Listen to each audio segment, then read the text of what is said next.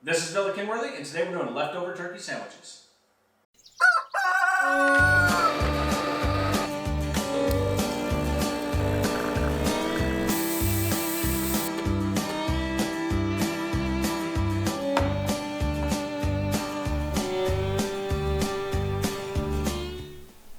Welcome to Villakinworthy. I'm Dennis, and today I'm going to show you how to use all that leftover turkey for the couple days after Thanksgiving. A lot of times there's a bunch of trimmings and stuff left on the carcass, and people are trying to figure out what to do with them. I'm going to show you what I do. I use my smoked turkey as a reference, so I made a video a couple of weeks ago that showed how I smoked a turkey. Now I'm going to show you what I do with leftover trimmings, and I keep all that extra smoky flavor by using the skin in this process. So the first thing I've done is I've taken and stripped all the meat that I could get off the carcass, and any of those bits of really smoky skin that I had left over, I grab those and I throw in here. They add a little bit of moisture and they add a great flavor. I've got my Breville Sous Chef food processor.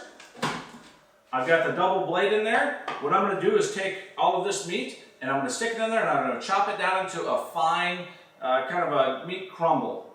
And that's what we're going to use as the base of our sandwich spread.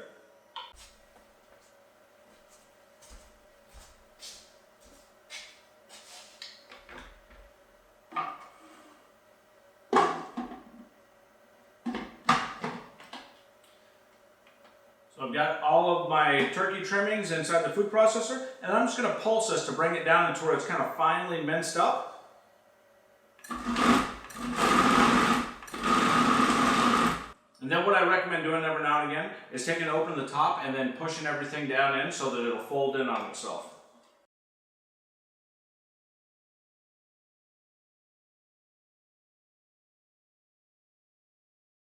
Okay, I think we've got everything where we want it. I don't see any big chunks anymore. I did kind of overfill this a little bit, so if I was to do it again, I might do a half and half, so it would be easier to get minced up right the first time.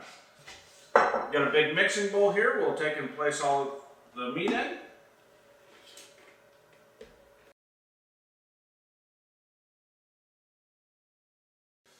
So this is what our meat should look like right here. I've got it just kind of finely chopped up and minced. This is the texture I'm looking for. And you can do this with any turkey that you cook, no matter how you do it. I just use that smoked one because I really love the smoky flavor in these sandwiches. And I'm not giving exact proportions because everyone's turkey will be a different size and everyone will have a different amount left over. But for what I've got, I've taken one medium onion and I've chopped it up finely to add to it.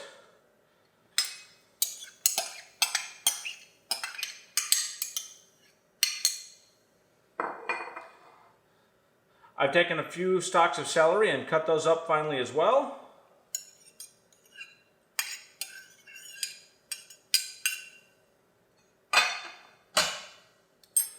Okay, now the other ingredients, I like to use Hellmann's real mayonnaise. That's one of my favorites to use for this. I'm going to use some fresh cracked peppercorns. This is some of the dill from our garden that we picked this year and we dried out. And then a little bit of kosher salt. The recipe is very easy, and what I recommend you do is that you do all of this to taste. So add the ingredients in, start to mix them up, and then taste it frequently to see if it's where you want it. You don't want to oversalt this, you don't want too much mayo, and you don't want to put in too many ingredients that gets it away from the taste you like. Other things you can add to this, sometimes you can add water chestnuts that are diced up if you want that crunch instead of celery. You can also add things like raisins, or I like dried cranberries often as well. All right, so I'm going to hit this up with a little bit of fresh ground black pepper.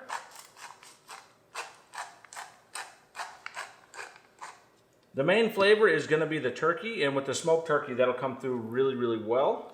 The turkey was brined, and it's a little bit salty, so I'm not going to add too much salt. Maybe about a teaspoon, and then I'll taste it to see if I need to add more. Some fresh dill. Now when we dry this out, it's kind of coarse yet and whole, so I just take and rub that around in my hands and drop it in.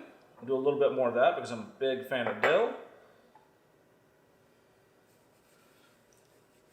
Just take and rub that around in your hands till it breaks apart. So I'm going to just take and add as much as I need and start to mix it in until it gets to the consistency that I like. And then usually I toast a little bit of bread and then I spread it right on there and I've got a sandwich. All right, we'll see how this does and then I'll just start mixing this in. And there you have it. It's as easy as that. I just added all those ingredients, I mixed it up, and now I've got sandwiches for the next few days. And I don't have to worry about what to do with the leftover turkey. It doesn't have to be real creative, but this tastes great. And then it'll last you another 3 or 4 days. Finish it up, send it home with the relatives if you have to. And that's how easy it is. There's no reason to stress. I hope you enjoyed this video. If you try out this recipe and you like it, let me know what you think. Drop some comments down below. If you want to see more things like this, let me know what you're interested in, what I can do to help, and like, subscribe, and share. Thanks for joining us, and happy Thanksgiving.